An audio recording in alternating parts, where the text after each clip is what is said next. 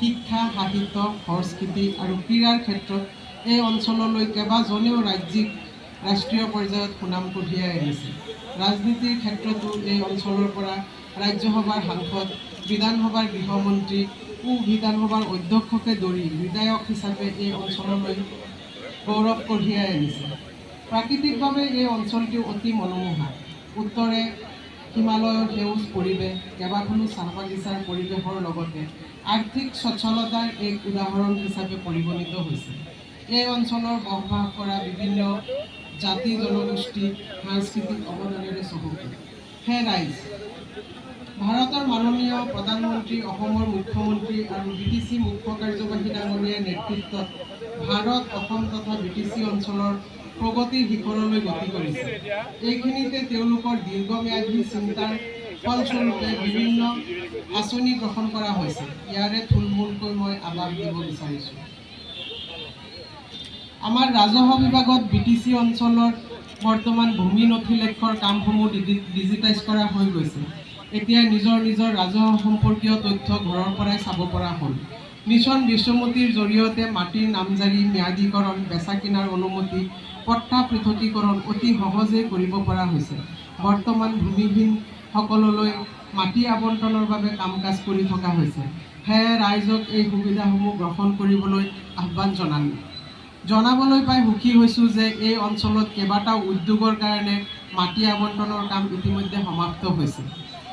ইয়াৰ উপৰিও বিভিন্ন আমাৰ বিভাগবিলাকত PWD ৰোডত অসমমালাৰ অধীনত বেংবাৰীৰ পৰা গুৰেশ্বৰলৈ ভায়া টংলা এখন ৰাস্তাৰ কাম চলি আছে।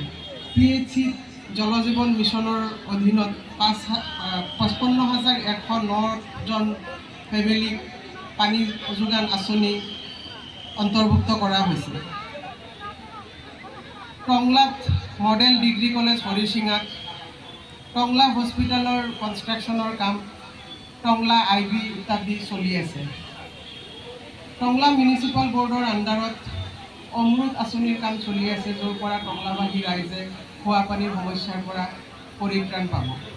তাৰ উপৰিও তাতে ফিকেল স্লেজ ট্ৰিটমেণ্ট প্লেন বুলি নতুন এটা প্লেন কৰা হৈছে, য'ত নেকি আমাৰ ফিকেল এণ্ড স্লেজ প্লেনবিলাক বৰ চাইণ্টিফিকেলি ডিছপ'জ কৰা হ'ব।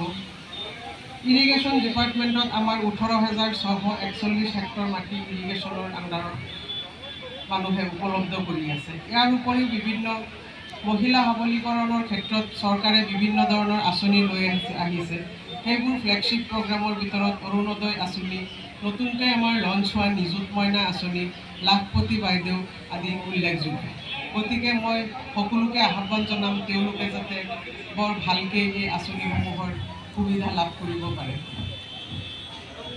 সদশেষত আজিৰ এই অনুষ্ঠানটি সাফল্যমণ্ডিত কৰিবলৈ যিসকলে দিহা পৰামৰ্শ, সহায় সহযোগিতা আগবঢ়ালে তেওঁলোকলৈ আন্তৰিক কৃতজ্ঞতা জ্ঞাপন কৰিছোঁ। লগতে উদযাপন সমিতিৰ বিষয়ববীয়া, অনুষ্ঠান প্ৰতিষ্ঠানৰ প্ৰতিনিধি সকলোলৈ মোৰ কৃতজ্ঞতা জ্ঞাপন কৰিলোঁ। শেষত মই অনুষ্ঠানটিৰ উজ্জ্বল ভৱিষ্যত কামনাৰে চমু ভাষণ তথা পতাকা উত্তোলন কাৰ্যসূচী সমাপ্ত হোৱা বুলি ঘোষণা কৰিলোঁ। বন্দে মাতৰম, জয় হিন্দ।